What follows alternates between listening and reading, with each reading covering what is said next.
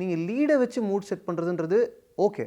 But அந்த ஜியாகிரஃபியில் ஷங்கர்னு அது வரைக்கும் எங்களுக்கு தெரியாத ஒரு கேரக்டர், ஒரு பையன் குளிச்சுக்கிட்டு இருக்கான், சோப்பு நுரெல்லாம் இருக்குது, அவனை ஃபஸ்ட்டு காமிச்சிடுறீங்க.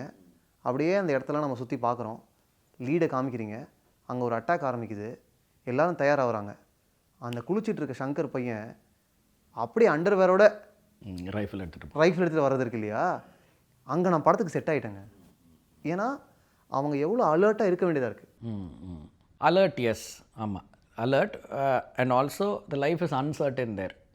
ஸோ அப்போ அன்சர்டன்டிஸ் எப்போ வேணால் இது நடக்கும், நார்மலாக இருக்கிற மாதிரியே இருக்கும். பட் எப்போ வேணால் அன்சர்டனாக இது இது இது வந்து any time this can happen to எனிபடிங்கிறதுனால அவங்க எப்போவுமே முகுந்த் கூட அந்த பிளாங்க் பண்ணிகிட்டு இருக்கும்போது பக்கத்தில் ஒரு ரைஃபிள் இருக்கும், ஒரு ஃபோனும் ஒரு ரைஃபிளும் அவர் பக்கத்தில் இருக்கும். ஸோ அவர் அதை தான் ஸ்லைட் பண்ணி உடனே அந்த ரைஃபிள் தான் எடுத்து.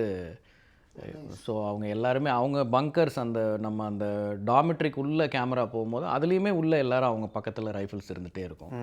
அதான் it should become your extra limb அப்படின்னு சொல்லுவாங்க. கன்னு அந்த ரைஃபிள் இன்னொரு கையாக ஆகிடணும் அது அப்படின்ட்டு. ஸோ அதனால் குளிக்கும் போது அவங்க எப்போவுமே அந்த ரைஃபிளோடு இருக்கு. ஏன்னா நிச்சயம் இல்லாத ஒரு இடம் அது, எப்போ எது நடக்கும்ன்றது தெரியாது. So they should be prepared.